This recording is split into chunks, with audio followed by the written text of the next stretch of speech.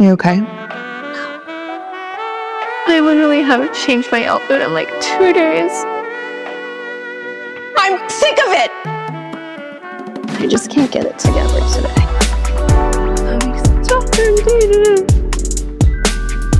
Not okay.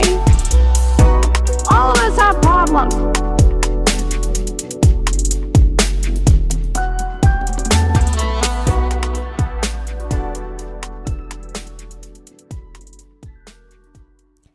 Hey, welcome back to It's Okay, the podcast.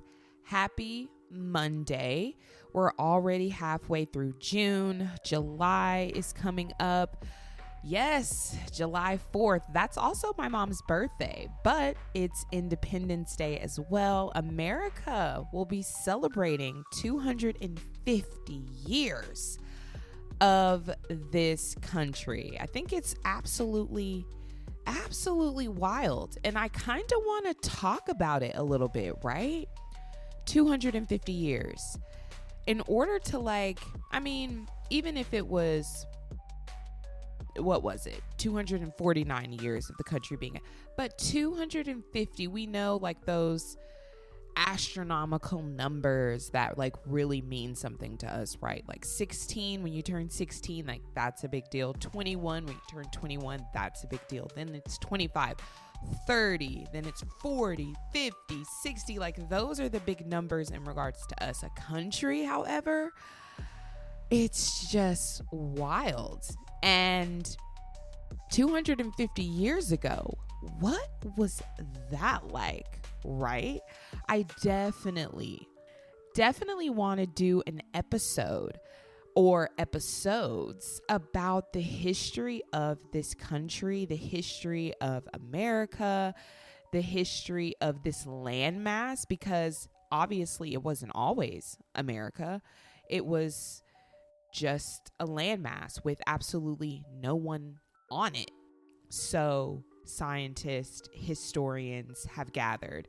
And from my research and findings and different things like that, also, it's not wild because people wrote books back then and we still have them. So yes, I definitely want to get into that in a more different episode where we discuss, even the history of slavery in this country and history of slavery around the world. Because they really have us focus on when it happened here, but they never really tell us how it was done globally and what other countries participated in slavery and different things like that. And the whole bunch of lies that were told to us. We're going to get into that a different day, but that is coming up. We're already there. Then we're going to be in August. Then we're going to be in fall, my favorite time of the year. I'm so excited for it. You guys know you love fall, and I am so here for it. Fall in Nevada is a little bit different because you're in the city, so there's not really these leaves that are green that are falling off of the trees or anything like that, but the air is cool, crisp, and still just absolutely amazing. And there's a Starbucks on every corner, so pumpkin spice smells are just, they're in the air, so my mind tells me.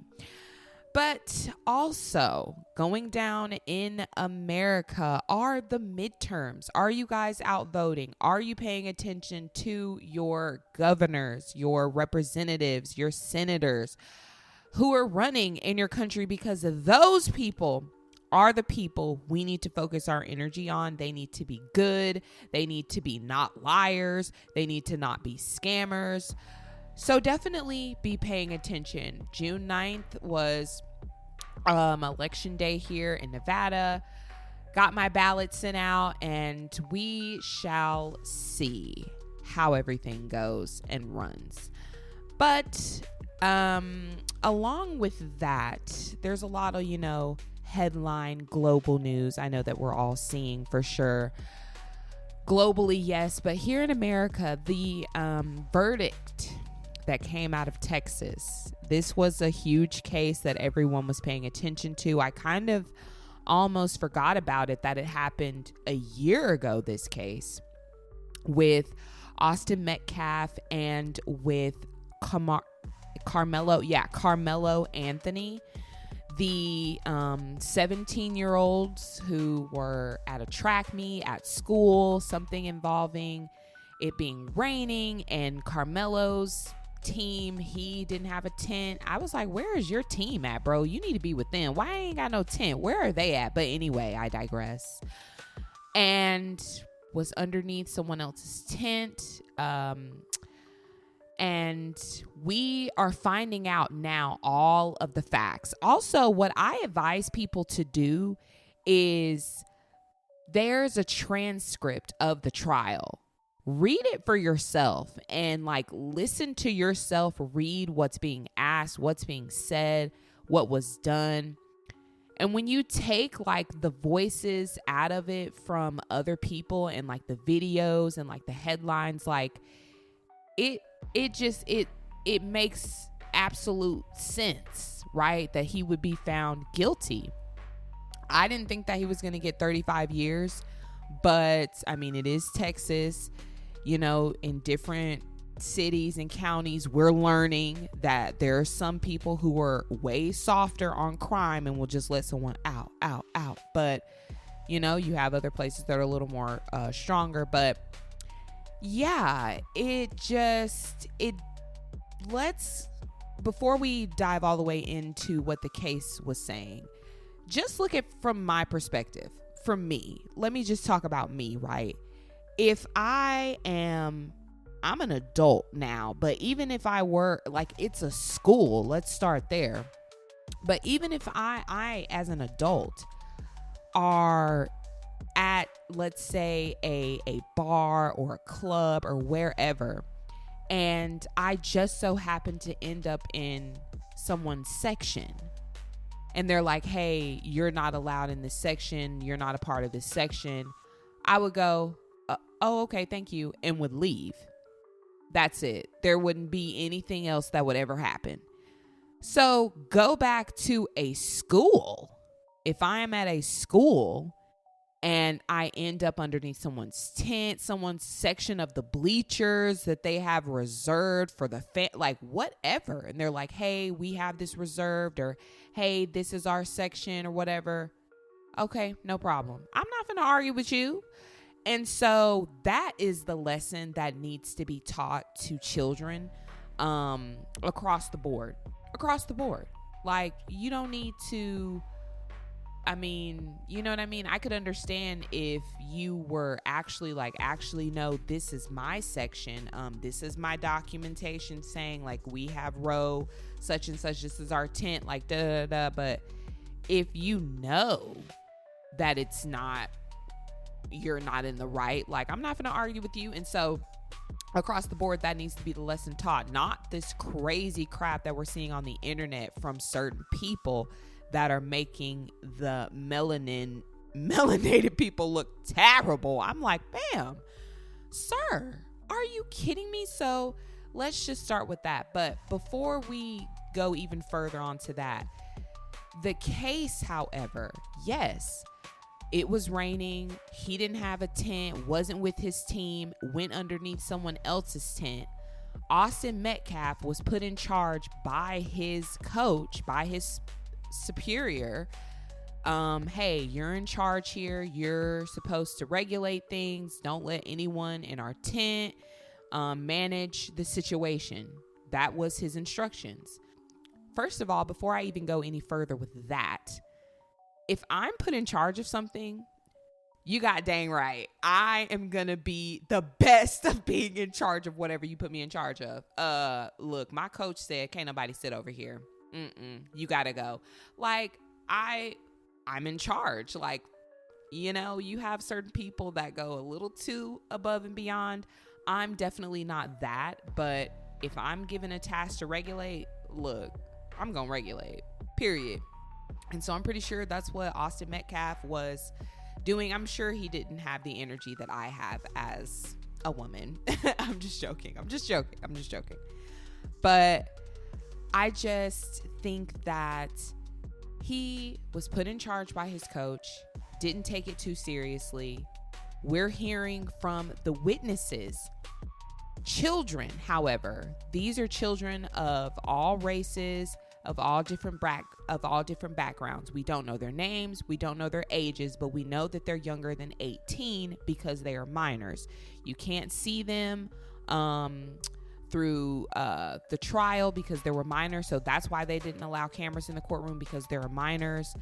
Anything we've discussed previously in different episodes when it comes to cases dealing with murder and different things like that, when it is the children, they try to redact their faces, their names, and different things like that to protect them. So we don't have any camera footage in the room, but we do know that they were of different races and of different genders. So there were males and females. There were black students saying that Carmelo Anthony wasn't supposed to be underneath the tent. He was asked to leave several times. And so Austin came up to him and said, "You need to leave." And said, Carmelo was like, "Okay, touch me, see what happens. Y'all are PUSSIESs, like calling them names, saying that they were scaredy cats and different things like that. These are what the black, white, all different races of kids are saying that this man is saying, that this child is saying to these people. Not just Anthony, everybody in the tent. And then Carmelo Anthony is saying, touch me, see what happens. Some kids are saying that Austin put his hand on him and then he stabbed. Some kids are saying that he didn't even get a chance to put his hand on him. He was automatically stabbed. So the account of that is where we are wishy-washy. Regardless, you put your hand, stab, like that's too much. But some kids are saying he didn't even get the chance to put his hand on the boy. So that is even scarier, right? But then, we hear all of this, and I guess people aren't aware of this, that there are children who were testifying who were there. That's scary. First of all, you're just 16, 14, 15 years old. You're at a track meet, you're chilling, y'all are making Instagram videos, y'all are with your friends, y'all are gossiping, and I like this boy, I like this girl, different things like that. And you have a hostile person who's not supposed to be in your tent. Everyone's like, "Hey, can you leave? You're not supposed to be in this tent. This is a rule. Everybody stays underneath their own tent. It's raining. We don't care nothing about that. You need to go." I would be the same way. Like, this is the rule. And you have people who follow the rules. And unfortunately, this kid was not one of them. And that's another thing. Obviously you have to teach your children authority, right? Like, if you don't, like, they're going to be in a world of hurt, obviously. So you can't just, "Hey, you only listen to me. You don't listen to other people." No, there are authoritives that you need to listen to. So, and that's, life or death sometimes if you're not listening. So yeah, wasn't wanting to follow the rules, and you're like, okay, someone's trying to really regulate the situation and they get stabbed in front of you. Like, that's scary. And so these kids are telling what happened for them. This is what they witnessed. And like, adults and whoever else on the internet are just like, no, this all white jury. And it wasn't an all white jury. We find out now that there were 3 white men. There were, I think, 4 Indians, and there was some Mexicans, and that equals 12. So that, and I think there were 12 jurors. Anyway, regardless, doesn't even matter. There was a plethora of different ethnicities and backgrounds amongst the jury. And we find out now that, as they interview the jurors to select which ones, all the black jurors said, "We can't put him in jail. No, I'm not going to convict him. I don't feel comfortable putting a black man in jail, black kid in jail, da da da da da." And so when you say that, you automatically disqualify yourself. And they weren't the only ones. It was whites who also said it. They were like, I don't feel comfortable sentencing the black kid. And so they also too were not selected. We're finding all of this out now. And so you can't look at race when it comes to the trial. They're not up there saying this black kid, Carmelo Anthony. No, they're just like Carmelo Anthony. They're not saying this white kid, Austin Metcalf. No, they're just saying Austin Metcalf. So they have you look at the facts of the case and what happened. You know, if you're on jury, I've never been on jury duty, but this is, you know, common knowledge, obviously. But some people just, you know, aren't jiving with it. And I hate that, you know, because it's very dividing. And it's also very dividing amongst the black community, because you have a certain group of people that really just don't care and are like, oh, well, he's white. And that is ungodly. That is not a thought that you should have. Everyone should be protected, no matter their race. You know what I mean? And to see it that way, you have to do some reflection within your heart. Like, I just don't understand how people could think like that. Like, this is what it boils down to. Like, murder is not okay. Really is self-defense. Like, okay, like if it's two men, you know what I mean, and they're Carmelo and they're Austin, and they are in a alley somewhere, or they're at a bar or something like that, there would be a little bit more justification. But because you're at a school, it's like you shouldn't even have murder on your mind while you're at a school. It shouldn't occur. And as far as someone putting their hands on you, other people do see differently, right? If you put your hands on me, I'm going to fight back woman to woman. Now, if I'm losing, then there is a chance where, like, okay, I don't know when you're going to stop, and I want this to stop. So, yeah, there's going to be a little bit more of a repercussion, and that would be justified. Now, if it's a man attacking me, come on now. I'm a woman. It's a man. He's huge. It's a man. Like, there's going to be way more of a justification. You know what I mean? But if I'm arguing with someone and I'm being hostile towards them, and then they put their hands on me and I just stab them, a jury would be like, ma'am, you cannot do that. That's, you know what I mean? And I've also been taught that. And I feel like that's a lesson for but not they sometimes in the black community. You know what I mean? A lot of black people would be like, you know, I'm not finna argue with you. I'm finna just leave. But then you do have those hostile ones that are like, nah, I'm gonna murder you. And it's like, whoa. And that's just where I take it back to. There really is no like justification for murder unless it is quite literally self-defense. Like, someone has a weapon on you, like you have no choice. You know what I mean? But to be in an argument with someone, first of all, I just see it in my mind. I'm not gonna argue with nobody. Younger me may have had a different story underneath the guise of alcohol. Definitely did some random arguing and could have lost my life, because you never know what someone else is on. Arguing with people who you really do not know in public is just not a good idea. But at the same time, like, for other people also to be like, oh, well, just let him be there. Like, no, clearly this guy is hostile and he has a knife in his backpack.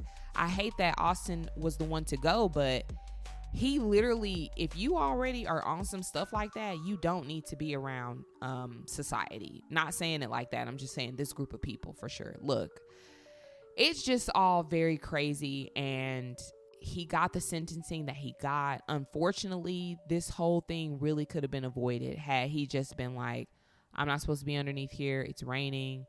We get that, but you're not supposed to be underneath here. All right, cool. And left. And literally, you could have went inside. Y'all are at school, so you could have went inside a school. You could have called someone. You have parents. Clearly, you could have called your parents.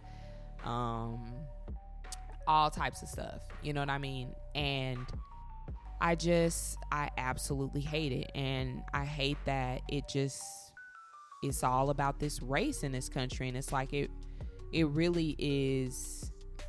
If Austin were black and Carmelo was white, right?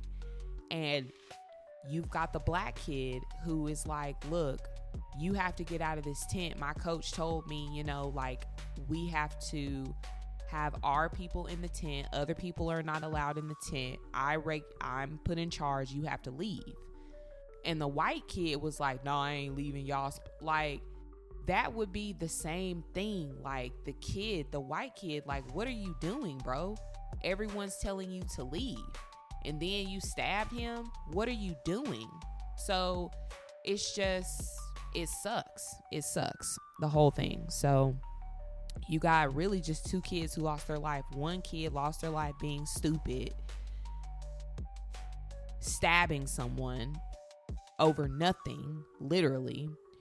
And then you've got someone who literally was just being a kid and was doing what his coach told him to do and was trying to get this hostile kid out of the tent. And somebody crazy I'm like, who taught him that this is the way?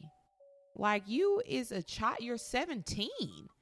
Why are you stabbing 17-year-olds? That's not even, I don't even understand that.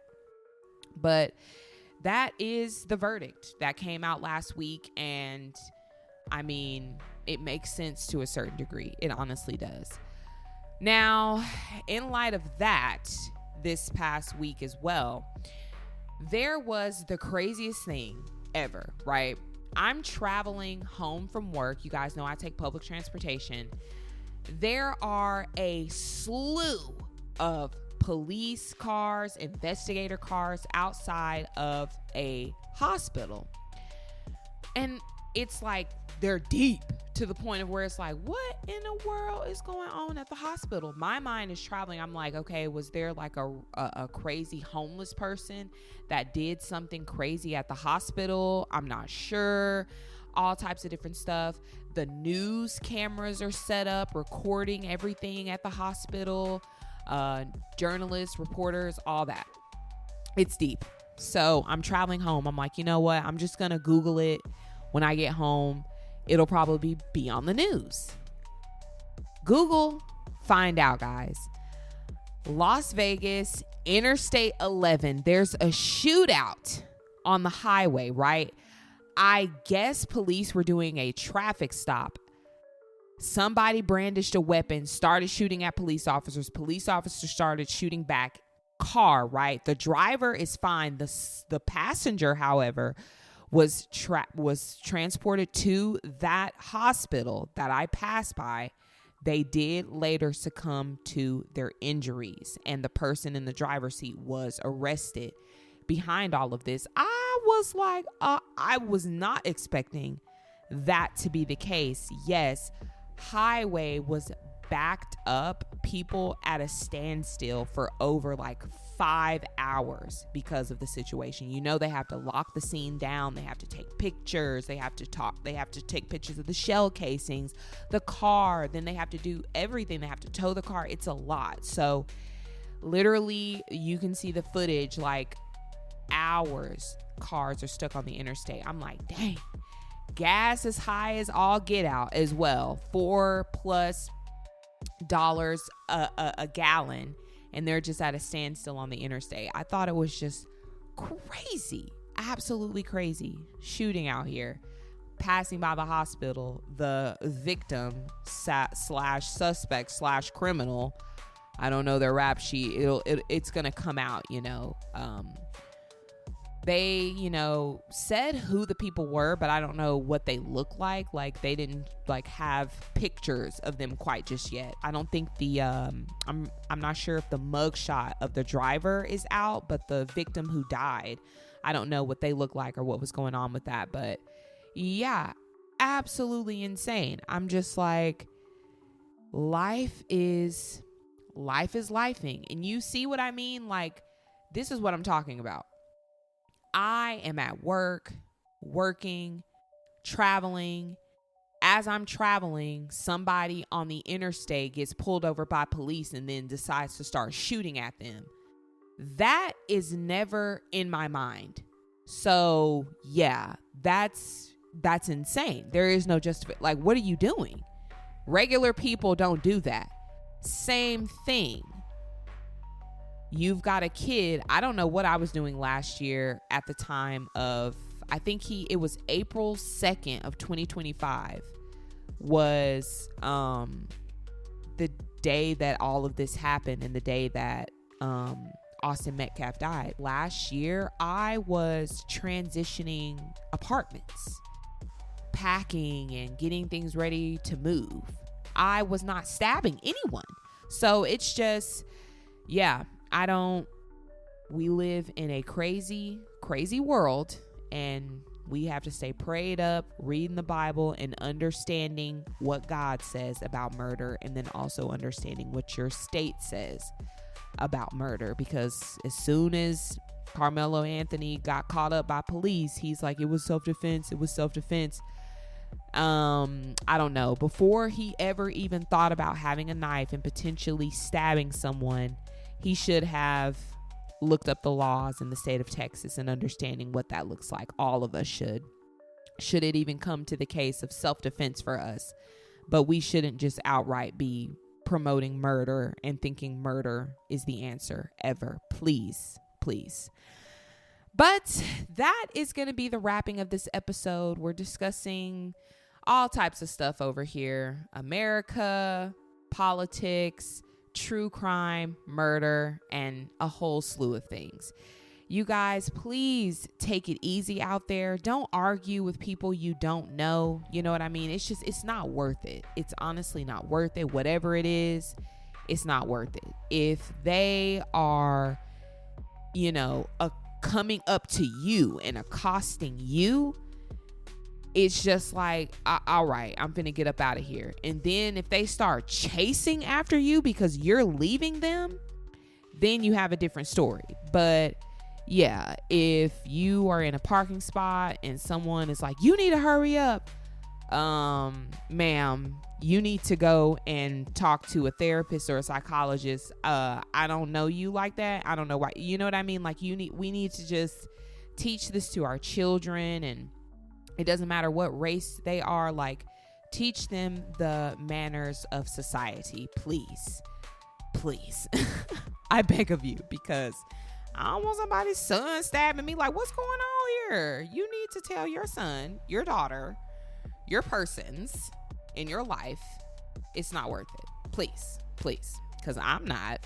No, thank you. We also have an upcoming episode this Wednesday. It is a heavier topic one. We're going to be discussing domestic violence and abuse and toxic relationships. I think that something that I'm finding out as well, which I knew, but I kind of didn't know, that October is also Domestic Violence Awareness Month. So I am definitely looking forward to October and the things that we're going to discuss then, but I had to release this episode. Again, I've stated in the episode, but it is an older episode. The episode is from last year, so last summer of 2025, but I'm just now releasing it. I feel like it's the right time to do so in light of everything going on with me personally. And it is a little more vulnerable, but much needed. So definitely take a listen and let me know what you think this upcoming Wednesday. Stop trying to make toxic happen. Coming to you then. You guys just take it easy this week. I will see you guys Friday with a brand new episode of It's Okay, the podcast. Stay well, be safe, and remember, it's okay. All of us have problems.